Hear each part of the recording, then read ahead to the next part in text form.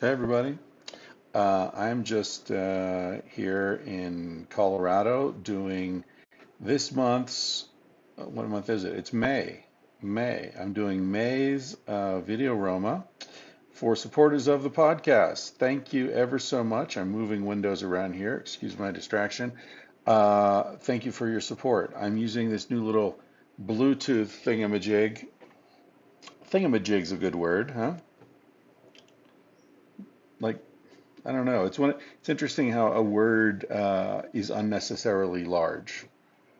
Thingamajig. It's just thing. I don't know what a majig adds to it, but maybe a little musicality. So anyway, I'm using this Bluetooth thingamajig, which I just bought because I'm going off in the van and I'll be with other people, and sometimes I want to listen to something that they don't want to listen to, or we want to be in our own little world. So I got this, so I won't have cables while I'm trying to drive, and there are cables around from my phone. This way, I get to listen to my favorite podcast and music.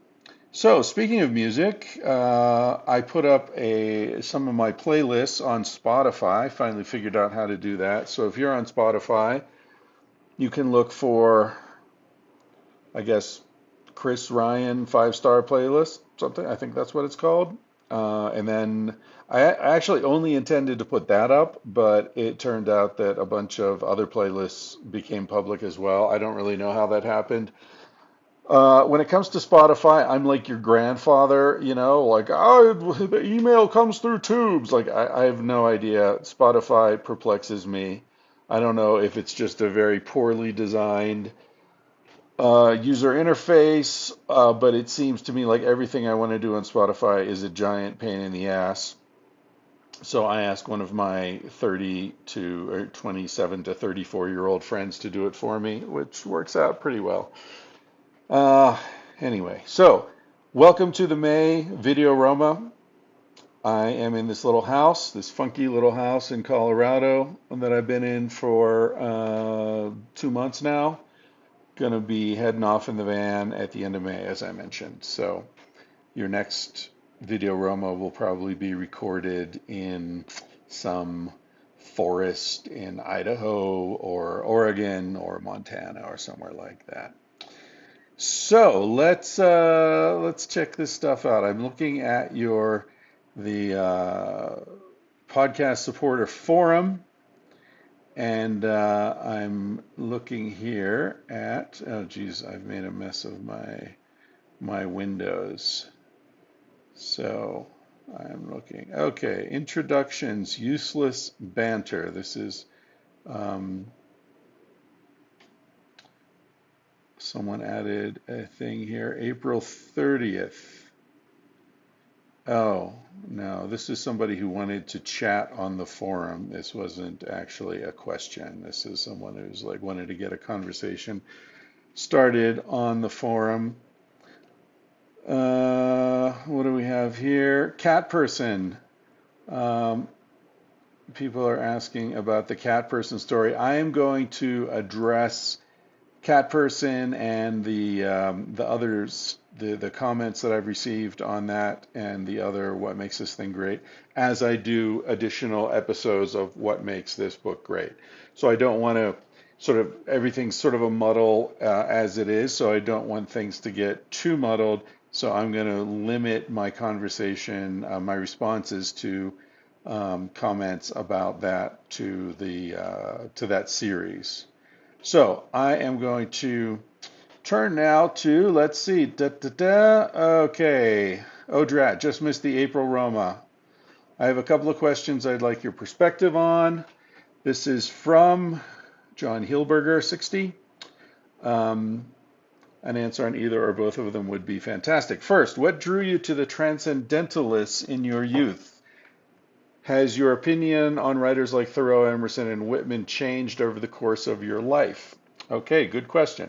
So the Transcendentalists, for those of you who aren't familiar with them, refer to a school of writers in 19th century United States who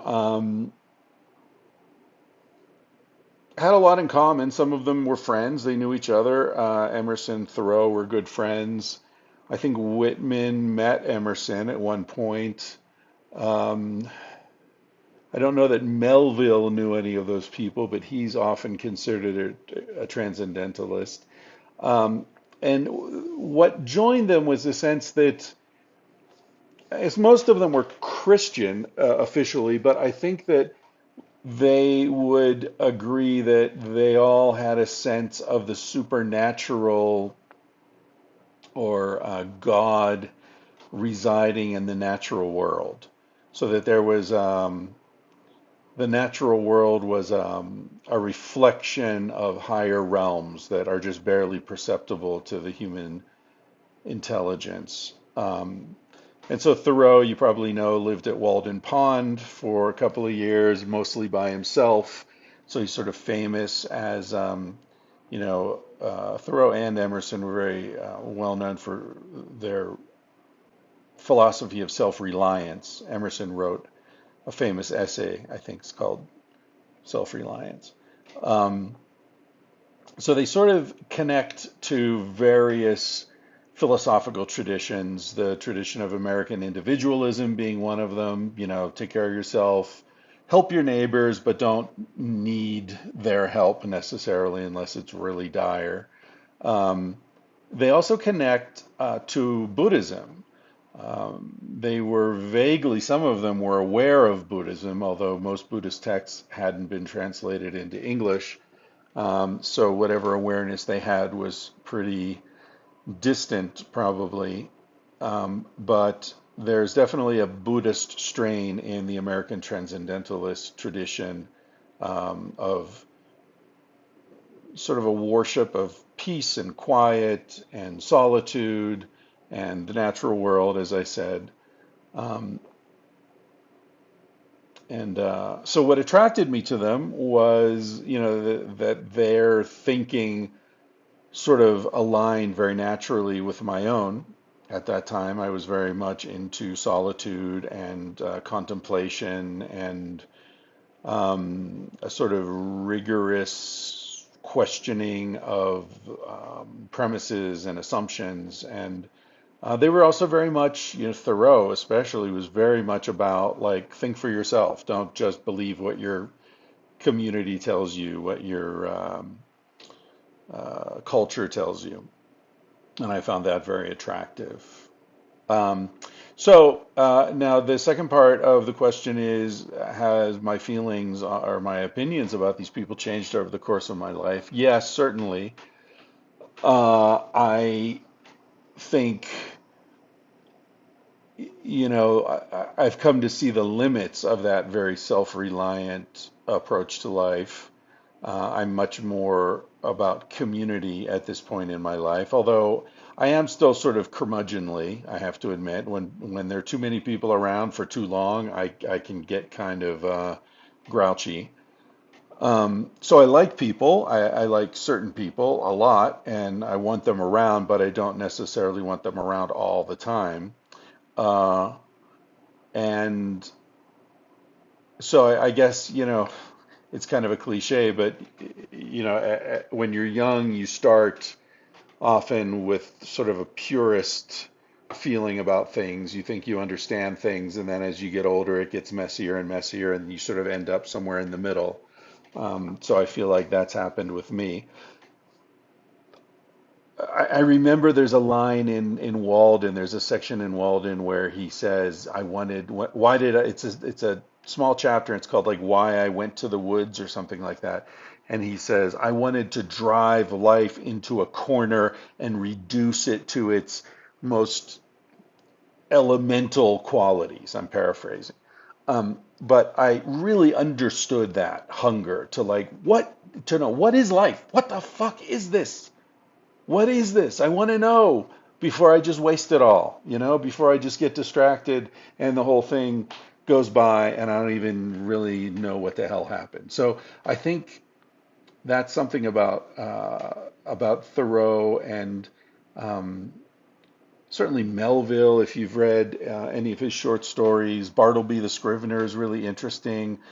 His books Umu and Taipi, when he was shipwrecked um, on an island in the South Pacific, I believe it was, and lived with native people there for a while, and he wrote about that. Moby Dick, of course, is amazing, although it's a little more complicated to read. I think Moby Dick is a comic novel. I think that the great tragedy of Moby Dick is that people read it thinking it's the great American novel. It's this very serious, and the writing's very creative and strange, and uh, but the beauty of Moby Dick is it's very funny. And if you miss the jokes, you're missing everything. So, um, anyway, yeah, my feelings about them have changed in that I don't take them as seriously as I once did. But I don't take anything as seriously as I once did. Second, what is your information diet like? Do you read the news every day? Do we have a responsibility to be informed? Well, John, that's a good question. I do read the news every day. I read too much of the news every day. It's a problem. It's a bit of an addictive behavior, I think. And it's difficult because I do feel that there's a responsibility to be informed um, for everyone, but especially for me, given the fact that, I'm on here opining, giving my opinions about things, and I don't want to be misinformed and I don't want to be ignorant. And so I do spend time keeping up with what's going on. I have felt probably for the last 15 years of my life that we were living in an extremely historical period, and that I was just going to really pay attention now because this shit's so intense, and then we'll go back to some sort of a normal rhythm, and then I can turn to other things again. And it's starting to dawn on me after 15 years of this that things aren't going to go back to any kind of normal rhythm. It's just insanity upon insanity, and it's just getting more and more intense and crazy and accelerating. And that if I want to ever read novels again or pay attention to anything other than what the fuck is going on in Washington and Wall Street and economic collapse and civilizational decay and all this kind of stuff, that I'm just going to have to cut way back, which honestly is one of the reasons that I'm headed to the woods, Thoreau style, in 10 days or so, where I will have no phone connectivity, no Wi-Fi, and nothing, and I'll sit back there for a couple of weeks with a couple of friends maybe, and we will pay attention to each other and the fire and accumulated New Yorkers that I've got piled up and some novels I've been wanting to read and stuff like that. Uh, kind of news fast, I think, is in order, because I do get pretty aggravated and spend more time online fucking around on Twitter and reading or watching YouTube and the latest idiocies from our dear leaders. And I think I need a break. So that's something that's coming up. Thank you for your questions, John. Okay, what else?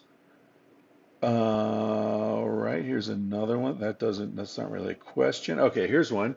If you could have dinner with any five people, living or dead, who would it be and why? This is from Leighton Brody.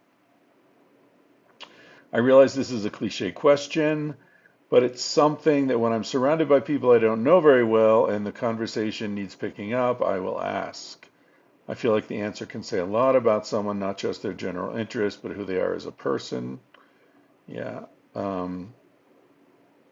Okay, so if I could have dinner with any five people, living or dead, who would it be and why? Well, I assume that you mean they all have to be at the same dinner, as opposed to five dinners one-on-one with each of these people, because that's a whole different question, right?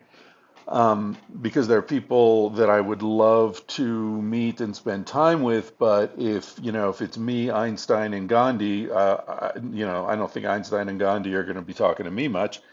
I think they're going to be talking to each other, which is really interesting. Um, but if I could have dinner with Einstein on Monday night and Gandhi on Tuesday night, then I would answer it differently. Uh, and then there's also the question of like, well, if I could have, dinner and drinks with five, with Salma Hayek and Catherine Deneuve and Sophia Loren, like, we could go a totally different direction with this dinner, which could also be a very interesting dinner. And it could also end up with nobody paying any attention to me. Let's be honest. But yeah, I don't know. That's the kind of question you have to think about for a long time. But people that I admire and would love to be able to hang out with and get to know. Um, yeah, I think Einstein would be interesting. Not that we would have any conversations about, his special theory of relativity or anything, but I think he was a very iconoclastic person, thought for himself, was very um, unusual and interesting. Werner Herzog, I think, would be a great person to hang out with and get to know a little bit. I'd like to know Jim Carrey, the actor. I think he's a very interesting, uniquely intelligent person. Um, it might be fun to have dinner with Hitler just so you could fucking smash a bottle of wine over his head at some point. Um, Who else would I like to meet? I think Lincoln would probably be kind of morose and ruin the party. Um, Red Cloud, I think, would be interesting, assuming we all could speak the same languages. I'm assuming, this is a magical spell, so all those sorts of considerations don't matter. Cleopatra would be interesting, maybe, or maybe she'd be a giant pain in the ass. I'm not sure about that. Um, maybe someone like Mae West. Uh, like, what's it like to be a woman sort of known for her shameless sexuality and voracious eroticism in 1940s America? Holy shit. That's that's a strong, unique woman. Dolly Parton, I think, would be another really interesting woman to hang out with and get to know. And I think she'd probably be very, very smart and very funny and a good time. I'm not that impressed by famous people. I don't think most people get to be famous because they're super interesting. I think they get to be famous either because they're kind of pathetically hungry for recognition or because they are just in the right place at the right time and they become symbolic of something. So I tend to think that the great heroes of the world are people we've never heard of. They're people who didn't care about being remembered by posterity because they had their shit so together that they fully embraced their own mortality and their own insignificance. Um, so, I might just like to have dinner with five cool hunter-gatherers that we've never heard of and never will. Um, or whatever. I like normal people more than I like the wealthy, the rich and famous. Lifestyles of the rich and famous. Yeah. Yeah. So there's that. Okay. Who's this? This is, I can't pronounce their screen name, but they say, "Hey Chris, longtime listener, first time caller. Anyway, my question is around your new book and the theme of what civilization has gotten us. Although I agree with your premise almost 100%, I can't help but to play the devil's advocate." Oh, great. "As I've been contemplating the differences between hunter-gatherer life versus today's Western civilization, one thing I see that we have is more knowledge, although far from complete, about the earth, the universe, evolution, science, etc., than people in those societies.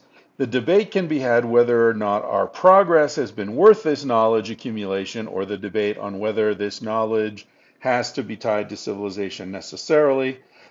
I'm not sure. It also seems that in a lot of ways, the more we learn, the more difficult it can be to live a simple, happy life. But for the sake of argument, let's say in the future, the people of Earth build the technology to be able to stop an asteroid from annihilating life on the planet. That would be a good thing for the continuation of the species. I guess my ultimate question is, can we have both the simplicity, harmony, happiness, and other benefits of hunter-gatherer life, along with modern knowledge of atoms, space, chemistry, etc.? Okay, that's not one question. That's a whole bunch of questions.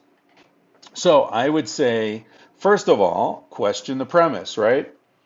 The premise is that we have much more knowledge now than hunter-gatherers did. I don't think that's true. I think we have different knowledge now than hunter-gatherers do. I think we walk through the natural world essentially blind. We don't know what most of the plants are. We don't know what their uses are. We don't know which ones are edible and which ones aren't. We don't know where animals are. We don't know anything about their behavior. We don't know what insects are edible. We don't know how to predict the weather from the smell in the air or looking at the clouds or the way the light reflects off the water. People used to know how to navigate across the ocean during the day by looking at the sky. Somehow they could, the theory is that they could actually see the stars in the daytime sky. Our senses have atrophied, our bodies have atrophied, we have much less sort of physiological, I don't want to call it knowledge so much as awareness, but our brain is tied up in that. Our brains are about 10% smaller than the brains of our hunter-gatherer ancestors. So brain size is not always correlated with intelligence, but it generally is if the body, it's brain to body ratio. So there's evidence that suggests that maybe our ancestors were thinking more than we are and were more cognitively endowed than we are. So I think the premise that we know less is wrong, probably wrong. We know, or that we know more, sorry. We know about other things. So we know, where to buy a refrigerator and how to get a refund from Amazon and how to, whatever, all this bullshit that we do, but there's so much that we've lost. And I think this is one of the central themes of Civilized to Death is that, yes, we have things hunter-gatherers didn't have, but don't forget hunter-gatherers had things that we don't have. So you need to include all of these things when you're trying to assess quality of life. Okay, so having dealt with that, the second point that jumps out at me is this whole thing about, let's say in the future people build technology to stop an asteroid. That would be a good thing for the continuation of the species. Okay, fine, but that has nothing to do with your quality of life or mine. Species level survival is a totally different realm of conversation. If the human species is annihilated 10 years after I die, it will have had no effect whatsoever on my life, on the quality of my life, on anything. So, the idea that in the future maybe we'll figure out how to stop an asteroid that would have killed all humans, okay, but that's a total abstraction and really has nothing to do with quality of life today for people who are alive today. Also, we don't know what the price will have been for that technology, right? We don't know what the lives of those people would be like that are being saved by this technology. What if everybody's living underground in slave colonies, and never sees sunlight or breathes fresh air in their entire lives, never enjoys food because they're all eating some goop that comes out of a plastic bag, is not allowed to love whom they want or have sex? Is that a good thing that the human species is saved? I don't think so. So, as I say in Civilized to Death, chickens are an incredibly successful species if all you're looking at is numbers. But if you look at the quality of life of most chickens, it sucks. It's worse than being dead. It's worse than never having been born at all. So keep that in mind when you're asking these sorts of questions. Anyway, the final question is his ultimate question, or her ultimate question is, can we have the simplicity, harmony, happiness, and other benefits of hunter-gatherer life along with the modern knowledge of atom, space, etc.? I think we can. I think we could. I think it's more, I don't know that we can in the world as it's arranged right now, but I think we certainly could if the world were more intelligently managed. I think that if we simply encouraged people not to have children by assuring their income in old age, by instituting a global universal basic income, and just told everybody on the planet, like, there's enough now, we have enough wealth, all we need to do is redistribute it, and um, you know, I know how utopian this sounds because human nature at scale tends toward corruption.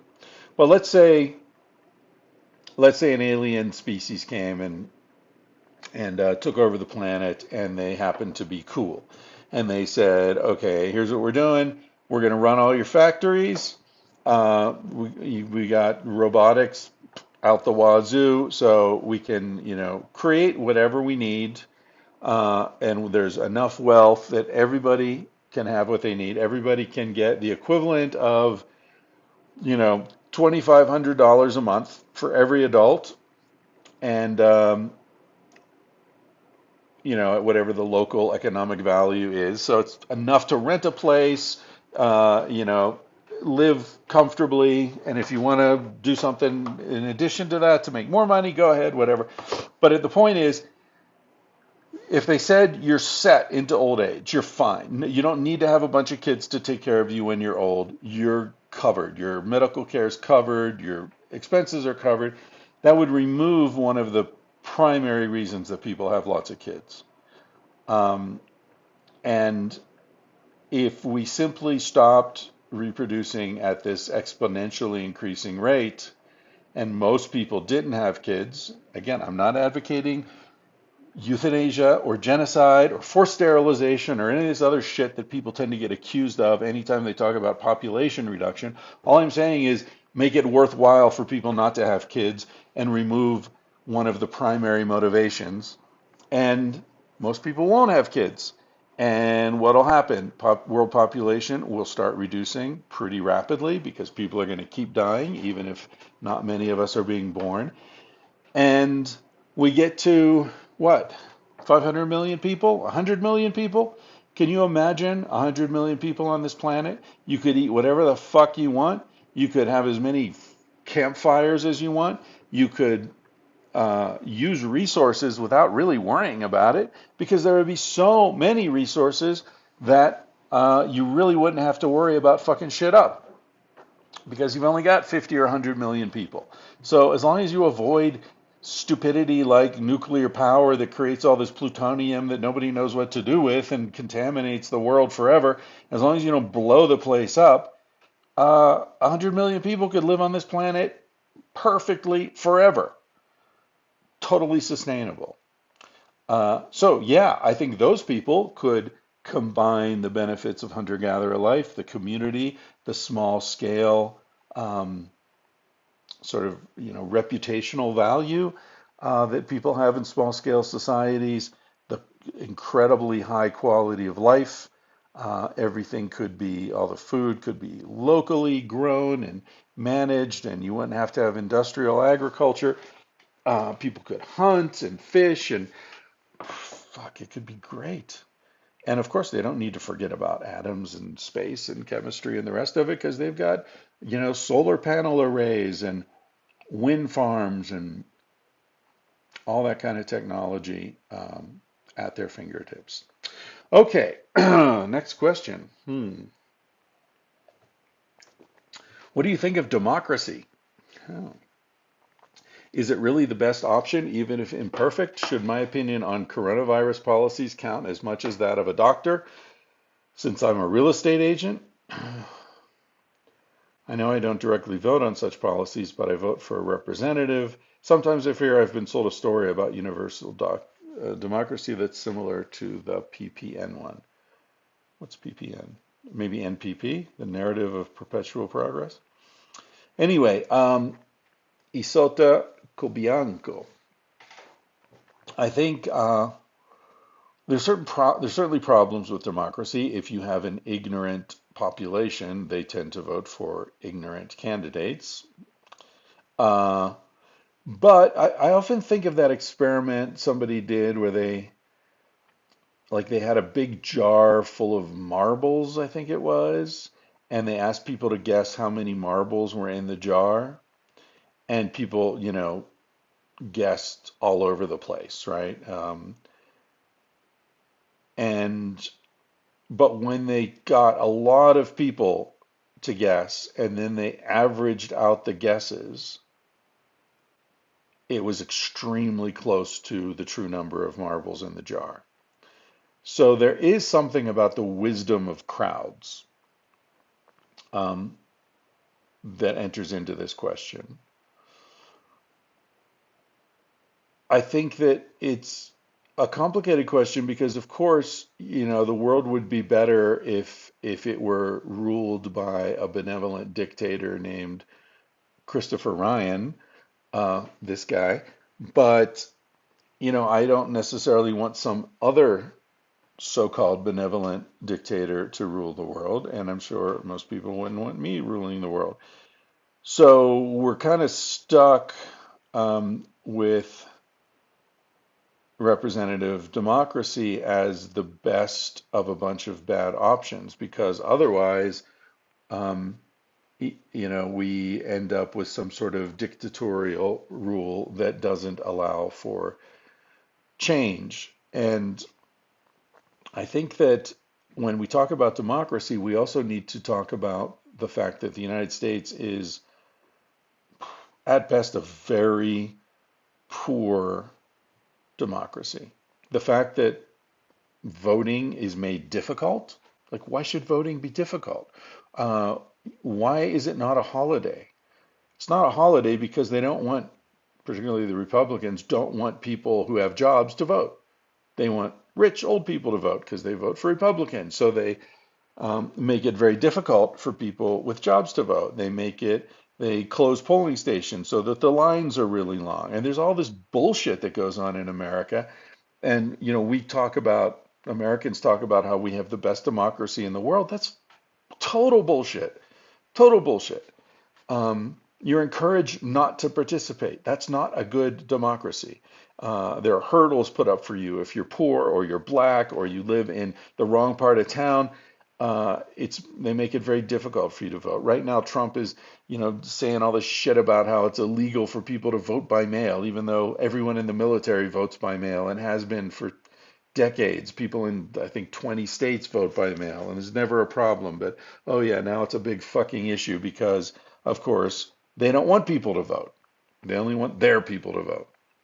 Um, it's like Winston Churchill said, democracy is a horrible form of government except for all the other ones. It's that. Um, I think the real problem is that there should be much more attention paid to local politics, and that, the old adage, think globally, act locally, I think is extremely uh, accurate and timely. Okay, next question. Do you think that what's happening with smartphones sneakily making our lives crappier and more stressful is similar to what happened with agriculture? I.e., are we currently hanging on to the air balloon? Yes, I do think that. Oh, this is also Isota Cobianco. She sent two questions. Very good, thank you. Yes, I do. I think that is exactly what's happening. And in fact, sometimes I wish I had used that very metaphor in Civilized to Death because it so perfectly expresses this idea that we're told that life is getting better, but when you really look at it, it's very questionable. So I remember when a phone was about this big and you held it in your hand. It had a thing for your mouth, a thing for your ear, and it had this cable that went to the wall. Very inconvenient, right? You couldn't talk on it when you were walking down the street. You couldn't pick it out, take it out and look at it while you were with your friends in a restaurant. But you know what it did? It worked. You could talk to people. You could hear them. You could hear every word they said. I used to sit there when I was a teenager. I'd talk on the phone for fucking hours with my girlfriend at night. It was easy. It sounded good. It was enjoyable. After a while, my ear hurt because the cup was pressed against my ear for so long. Now I take out my $800 Pixel 3 XL miracle supercomputer in your pocket and I try to talk to somebody. I can't fucking hear a word they're saying. It's like they're on Saturn or something.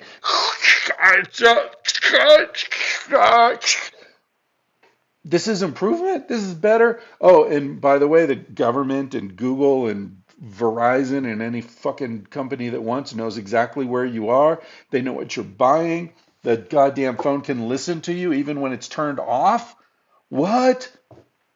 That's right. That's why you can't take the battery out of your new phones because if you take the battery out, then they can't use it for surveillance.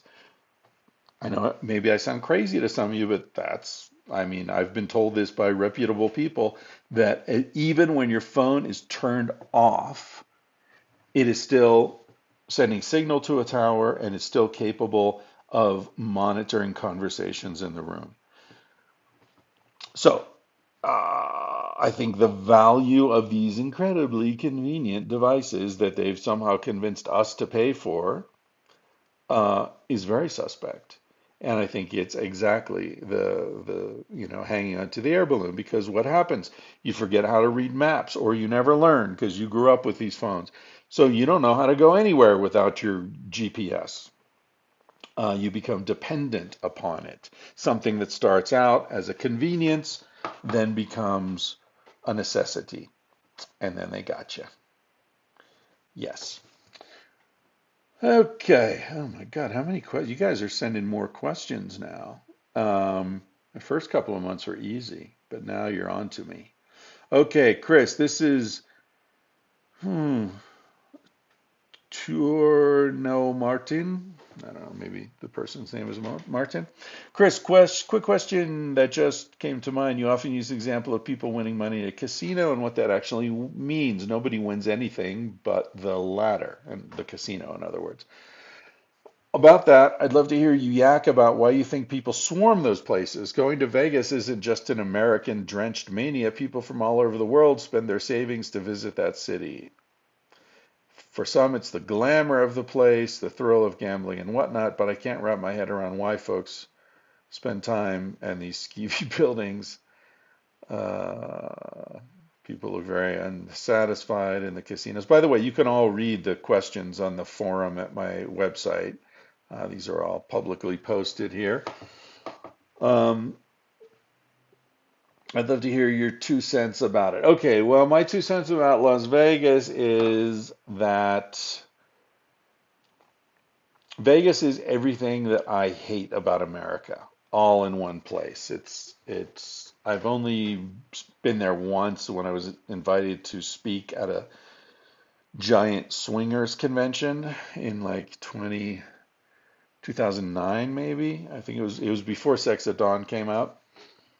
Uh, it was I don't get it. To me, it's like shopping malls or um, Disneyland. I've heard it described as Disneyland for adults, and I think that's true. It's all fake bullshit.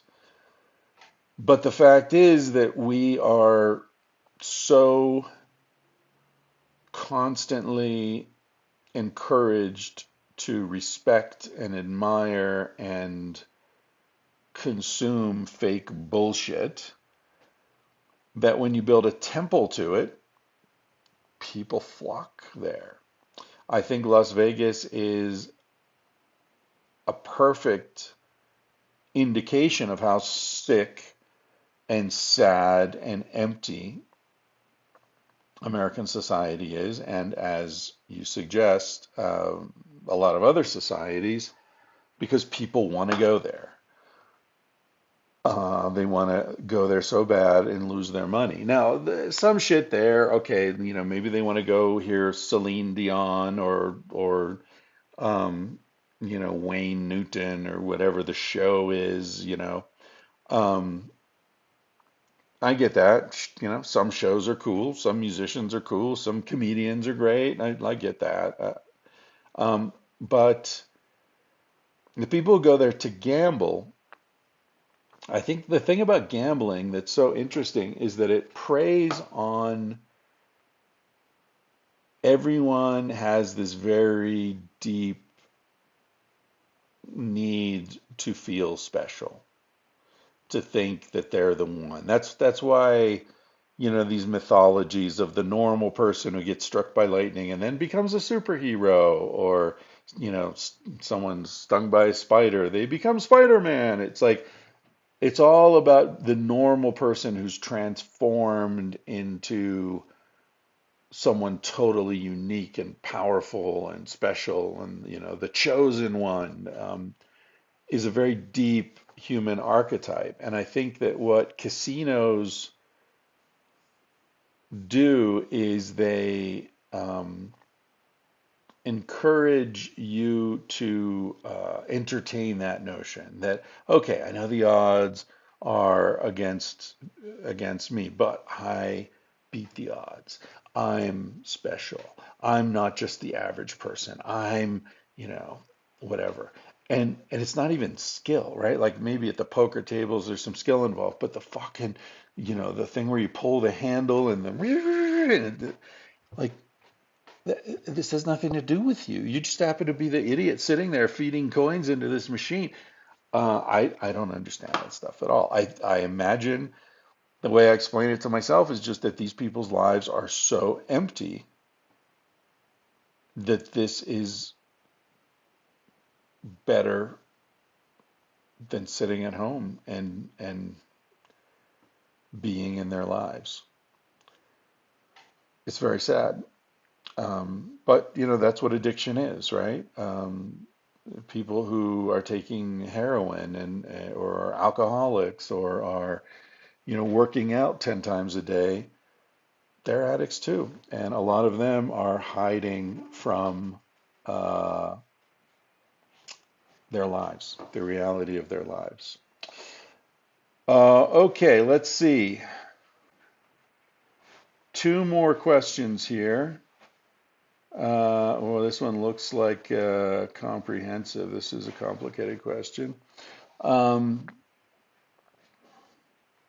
okay, this is from Sam Squanch, and it says, my question relates to your recent What You Can't Say.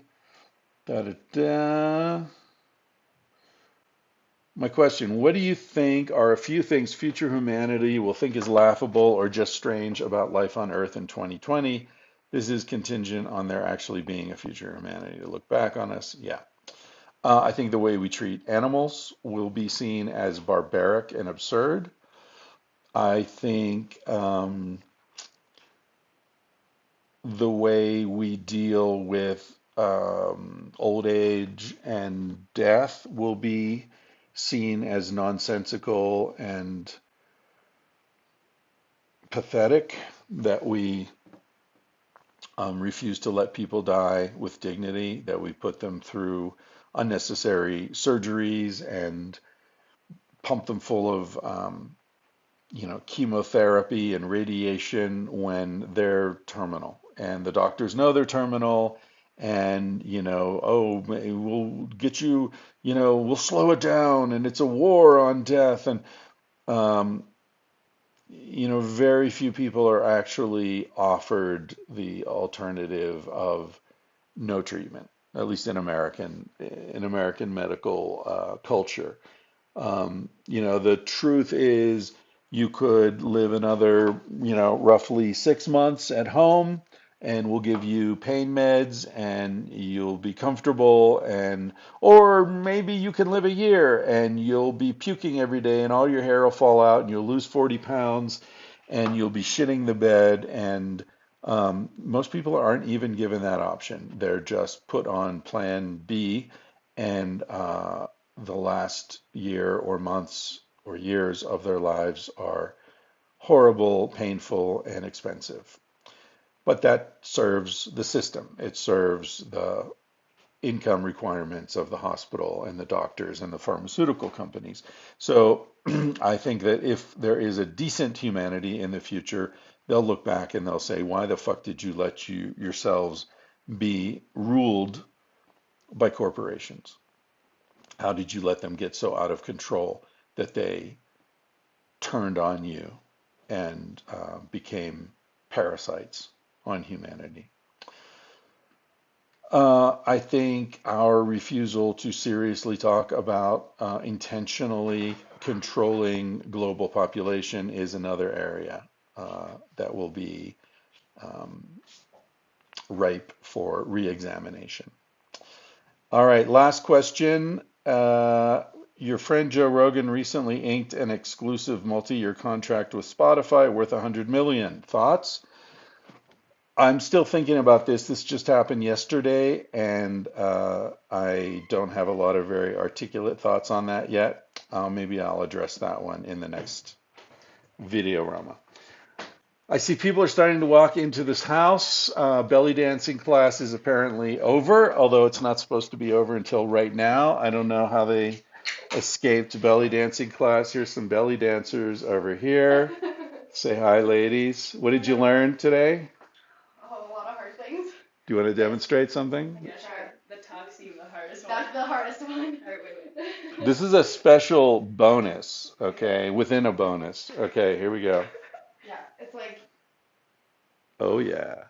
Anya's way better at it than me. Oh, yeah. It's like you make a figure 8 with your belly button. I see that. Oh, God, it's so hard, though. Wait, here we go. Keep doing it. Keep doing